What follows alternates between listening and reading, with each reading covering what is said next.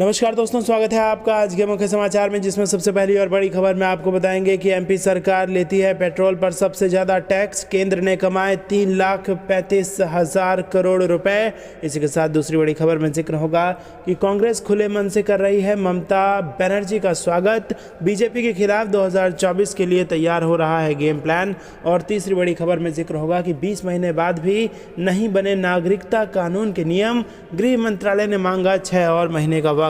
दोस्तों, हर एक खबर की गहराई में आपको ले जाएंगे, लेकिन उससे पहले अगर आपको भी ऐसा लगता है कि यूपी के चुनाव में भाजपा को बड़ा नुकसान होगा तो आप अभी इस वीडियो को लाइक कीजिए और कमेंट में लिखिए जय हिंद। दोस्तों, रुक करते हैं तमाम बड़ी खबरों की तरफ। मध्य प्रदेश सरकार लेती है पेट्रोल पर सबसे ज्यादा टैक्स। केंद्र ने कमाए 3.35 लाख करोड़ रुपए। जी हां दोस्तों, देश में पेट्रोल पर सबसे ज्यादा टैक्स मध्य प्रदेश सरकार ले रही है। इसी तरह डीजल पर सबसे ज्यादा टैक्स राजस्थान में है। पेट्रोलियम मंत्री हरदीप सिंह पुरी ने यह जानकारी दी है। उन्होंने बताया कि केंद्र सरकार ने पेट्रोल और डीजल पर टैक्स से पिछले वित्त वर्ष में करीब 3.35 लाख करोड़ रुपए हासिल किए हैं। गौरतलब है कि केंद्र और राज्य सरकारों के भारी टैक्स की वजह से ही पेट्रोल डीजल की कीमत काफी ज्यादा है। पेट्रोल कीमत में करीब 55% और डीजल की कीमत में करीब 50% हिस्सा टैक्स का ही होता है। इन टैक्सेस को घटाने की काफी समय से मांग की जा रही है, लेकिन अभी किसी राज्य ने खास कमी नहीं की है। सरकार ने दी जानकारी। न्यूज एजेंसी पीटीआई के अनुसार पेट्रोलियम मंत्री हरदीप सिंह पुरी ने सोमवार को लोकसभा में एक सवाल के जवाब में बताया कि पेट्रोल पर सबसे ज्यादा टैक्स मध्य प्रदेश में और डीजल पर सबसे ज्यादा टैक्स राजस्थान में है। इन टैक्स की वजह से ही मध्य प्रदेश और राजस्थान में पेट्रोल डीजल काफी महंगा है। दोनों राज्यों के कई शहरों में पेट्रोल की कीमत काफी पहले 100 रुपए के आंकड़े को पार कर चुकी है। भोपाल में तो पेट्रोल 110 रुपए प्रति लीटर के आंकड़े को पार कर चुका है। रुख करते हैं अगली खबर की तरफ। कांग्रेस खुले मन से कर रही ममता दीदी का स्वागत। बीजेपी के खिलाफ 2024 के लिए तैयार हो रहा है गेम प्लान। जी हां दोस्तों, लोकसभा चुनाव 2024 को आने में अभी भले ही 3 साल का वक्त हो, लेकिन कांग्रेस और पश्चिम बंगाल की मुख्यमंत्री ममता बनर्जी के बीच प्रस्तावित बैठ के नए समीकरण तैयार करती नजर आ रही है। खबरें हैं कि 2024 में विपक्षी दल बीजेपी के विजय रथ को रोकने और प्रधानमंत्री नरेंद्र मोदी के खिलाफ एकजुट होने की योजना पर काम कर रहे हैं। इनमें 5 दिनों के दिल्ली दौरे पर पहुंची बनर्जी को विपक्षी दल के बड़े खिलाड़ी के रूप में भी देखा जा रहा है। तृणमूल कांग्रेस की राज्य में जीत के बाद पहली बार दिल्ली दौरे पर पहुंची सीएम बनर्जी पहले दिन कमलनाथ, आनंद शर्मा और अभिषेक मनु सिंघवी से मुलाकात करेंगी। ये बैठ के संकेत दे रही है कि दोनों पार्टियां कुछ बड़ा करने का विचार कर रही हैं। इन तीनों वरिष्ठ नेताओं बंगाल सीएम के संबंध काफी अच्छे हैं। उदाहरण के लिए नाथ जब भी कोलकाता जाते हैं तो बनर्जी से जरूर मिलते हैं। वहीं बनर्जी के साथ सिंघवी का राज्यसभा कनेक्शन है।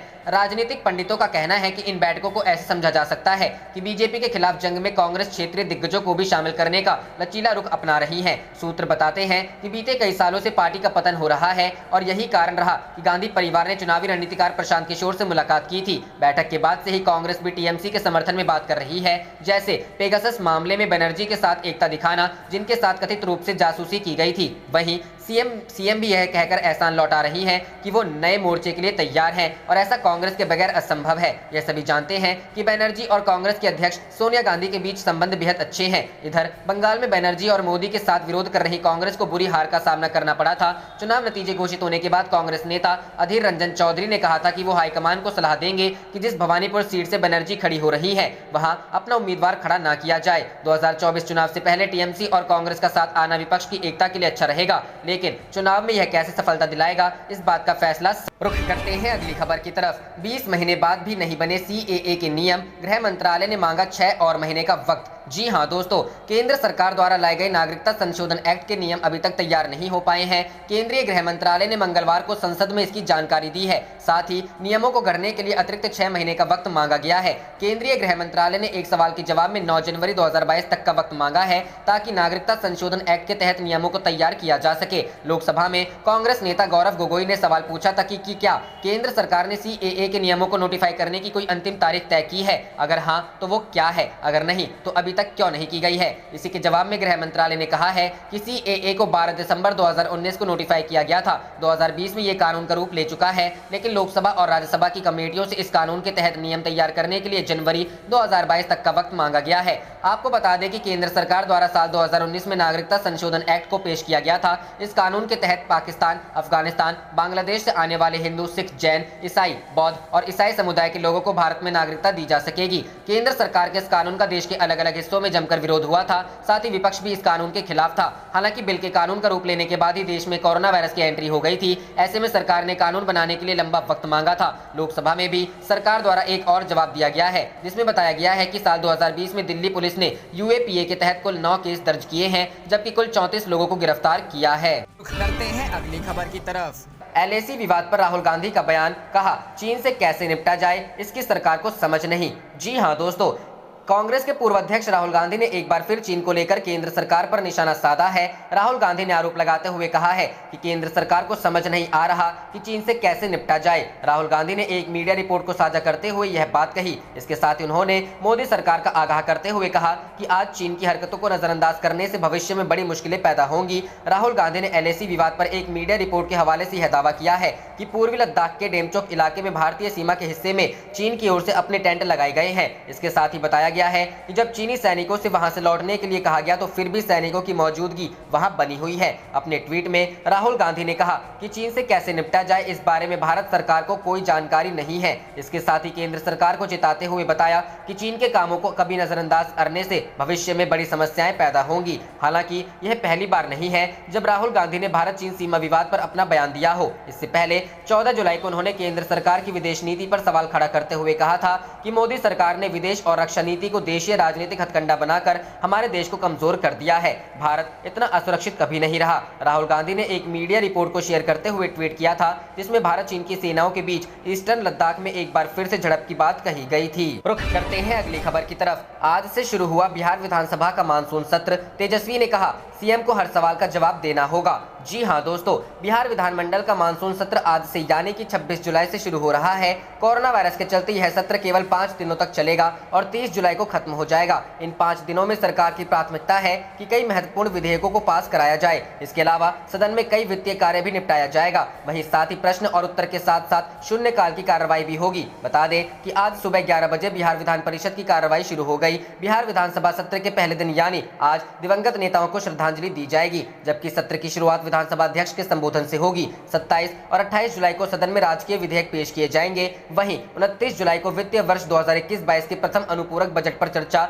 और उससे जुड़े विनियोग विधेयक का दिन रखा गया है, जबकि 30 जुलाई यानी सत्र के आखिरी दिन और गैर सरकारी संकल्प लिए जाएंगे। बता दें कि आज से सत्र शुरू होने से पहले ही राजद ने अपने तेवर जाहिर कर दिए हैं। राजद नेता और बिहार विधानसभा में नेता प्रतिपक्ष तेजस्वी यादव ने बड़ा बयान दिया है। उन्होंने कहा कि हम पहले दिन चाहते हैं कि बिहार के सीएम नीतीश कुमार विधानसभा में विधायकों की पिटाई के मामले पर कार्रवाई नहीं करने पर अपना स्पष्टीकरण दे कि आखिर कार्रवाई क्यों नहीं की। इसके अलावा तेजस्वी यादव ने कहा कि विधानसभा में विधायकों को नीतीश कुमार के इशारे पर पीटा गया। इस पर हमने विधानसभा अध्यक्ष को पत्र लिखा कि दोषियों पर कार्रवाई होनी चाहिए। इस मामले में कार्रवाई हुई तो केवल 2 सिपाहियों को निलंबित किया गया। सीएम नीतीश कुमार का चरित्र रहा है कि छोटी मछलियों को पकड़ो और बड़ी मछलियों को बचाओ। इसके अलावा तेजस्वी यादव ने कहा कि नीतीश सरकार को सदन में हर बात का जवाब देना हो। रुख करते हैं अगली खबर की तरफ। भाजपा पर भड़के मुकेश सहनी, तेजस्वी व अखिलेश यादव को दिया धन्यवाद, कड़ा जवाब देने की तैयारी में जुटे। जी हां दोस्तों, बिहार सरकार के मंत्री और विकासशील इंसान पार्टी के राष्ट्रीय अध्यक्ष मुकेश सहनी आजकल भाजपा पर जबरदस्त तरीके से खफा है। यह नाराजगी उन्होंने सार्वजनिक तौर पर जताई है। मामला इतने पर ही नहीं रुका है, उन्होंने लालू प्रसाद यादव के छोटे बेटे और बिहार विधानसभा में नेता प्रतिपक्ष तेजस्वी यादव को धन्यवाद भी दे दिया है। साथ ही उन्होंने मुलायम सिंह यादव के बेटे और यूपी के पूर्व सीएम अखिलेश यादव को भी धन्यवाद दिया है। सहनी की रणनीति पर गौर करें तो भाजपा को सबक सिखाने की तैयारी भी शुरू कर दी है। पूरा मामला फूलन देवी की जयंती पर हुए घटनाक्रम से जुड़ा है। सहनी ने यूपी के सीएम योगी आदित्यनाथ की निंदा की है। सहनी की पार्टी वीआईपी यूपी के लखनऊ और वाराणसी सहित तमाम बड़े शहरों में फूलन देवी की प्रतिमा स्थापित करना चाहते थे। इस सिलसिले में जब सहनी वाराणसी पहुंचे तो वहां उन्हें एयरपोर्ट से बाहर ही नहीं निकलने दिया गया और दूसरे फ्लाइट से कोलकाता भेज दिया गया। साथ ही फूलन देवी की प्रतिमा को प्रशासन ने जब्त कर लिया। इससे नाराज सहनी ने यूपी में भाजपा को सबक सिखाने के लिए 150 से अधिक सीटों पर अपने उम्मीदवार उतारने का ऐलान कर दिया है। अब तक वे भाजपा के साथ गठबंधन और तालमेल की संभावना का भी जिक्र कर रहे थे। उनकी नजर यूपी की निषाद वोट वालों सीट पर है। तेजस्वी यादव ने फूलन देवी की एक तस्वीर ट्विटर पर साझा की, जिसमें वे लालू यादव के साथ एक ही मंच पर आसपास बैठे नजर आ रहे हैं। तेजस्वी ने फूलन को वर्चस्ववादी सोच को चुनौती देने वाली बताया। उन्हें क्रांतिकारी नायिका एवं नारी अस्मिता का प्रतीक बताकर श्रद्धांजलि दी। इस ट्वीट को साझा करते हुए मुकेश सहनी ने तेजस्वी को धन्यवाद दिया। बिहार में विधानसभा चुनाव से ठीक पहले तक सहनी तेजस्वी की पार्टी राजद के साथ ही थे। चुनाव के वक्त सीट बंटवारे में भाव नहीं मिलने पर वे भाजपा और एनडीए के साथ चले गए। पिछले दिनों उन्होंने कहा कि वे भाजपा और एनडीए के साथ हैं, लेकिन यह बात दोनों पक्षों को समझनी हो। रुख करते हैं अगली खबर की तरफ। किसान संगठनों ने जारी किया व्हिप, वोट की चोट रणनीति बनाने में जुटे किसान। जी हां दोस्तों, किसान आंदोलन को धार देने तथा और मजबूत करने की रणनीति पर किसान संगठनों ने जोर देना शुरू कर दिया है। संयुक्त किसान मोर्चा ने देश के सभी किसान संगठनों की तरफ से एक पीपल्स व्हिप जारी करने का आह्वान किया है, जो लोकसभा और राज्यसभा के सभी सांसदों को जाएगा। किसान नेताओं ने प्रेस कॉन्फ्रेंस कर कहा कि आज तक देश में संसद में मौजूद पार्टी ही व्हिप जारी करके संसद की कार्रवाई में शामिल होने के लिए कहते थे। आप देख रहे थे आपका अपना चैनल जय हिंद जय भारत।